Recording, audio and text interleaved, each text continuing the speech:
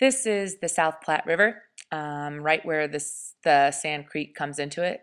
And what we're looking at here is a bunch of foam from the wastewater treatment plant that's flowing downriver. And of course, in that foam of all these different chemicals that are coming out from that plant, we're having all the benzene and the byproducts from this oil leak also mixing with these chemicals coming out of that area. They just recorded, just last week, they monitored the benzene levels in the river, and they were over 100 parts per billion. And what's considered safe is 5 parts per billion. So we're looking at something that's way over the safe levels. And also keep in mind that the water that was tested is a very conservative measure. It was conducted by the EPA and Tri-County Health. So anyway, now we're looking at the cleanup effort of Suncor at this particular site. You're seeing orange buoys in the water. That's essentially the extent right here of what we're seeing.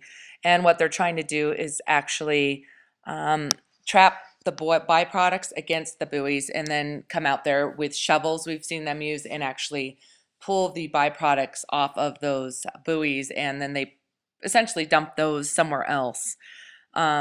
As we start to look up the creek now, we're going to see what they call aeration. And what they've done here is taken tons of hoses with holes in them, and they're blowing air through these hoses. So here's the air hoses in action. A lot of air when you're standing here. If you come visit us or come down with us this weekend, you will hear the air blowing through the water and the bubbles coming out. And there's a lot of air here now. We were here several weeks ago and they didn't have nearly as many hoses. So apparently their efforts to clean up has been just adding a lot more hoses with air bubbles coming through. And the logic behind this is that basically, for one thing, you won't be able to visibly see this oil pooling up or seeing it floating down the river because it's breaking it all up and it's kind of putting it back out into the air. They also say that they're trying to get all the chemicals and the benzene and everything out of the water and basically put into our air. So that really is the logic of aerating this area, and that's how they are supposedly cleaning this up. Of course, it's not getting rid of everything. And I don't really think it's doing anything at all except for changing the appearance so that we're not visually seeing the oil floating on the creek or pooling in the sides. They're just completely aerating it. Right now you're looking up the creek, up Sand Creek. They have several different more hoses going up and down this creek area. And now I'm looking back down creek again, so it's where it's flowing back into the Platte River. And this is where they've put more buoys, and in that buoy you can see the buildup of actual oil byproducts. If I was to put that in a jar right now, it would make you almost sick when you open the jar. I've done this several times.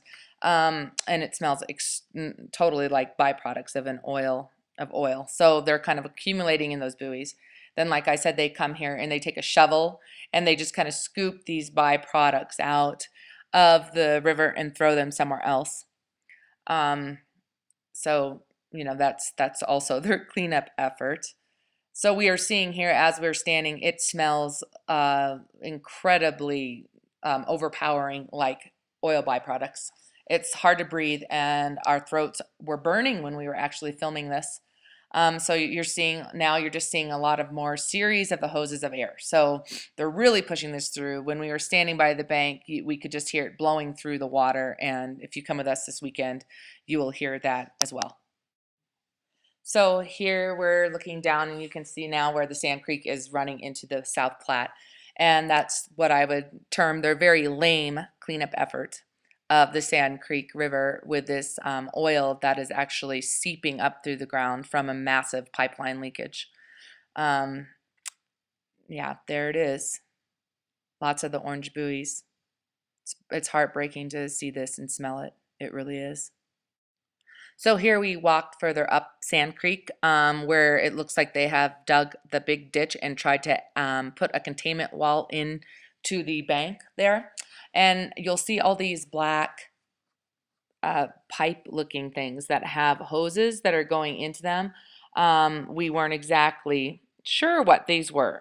You'll see this with us this weekend if you go along with us.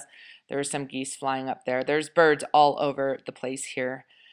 which makes this even sadder, especially when you're smelling how strong it is and you're getting a real sense of the problem here. Um, so here overlooking the spill site is a sign that is talking about how this is an important confluence and it's a haven for birds. When you're here, if you come with us this weekend, you'll see that there are thousands and thousands of birds that are drinking out of this water. And I certainly at this point in time would not call it any sort of a haven. And here's Suncor itself, taken from a distant shot.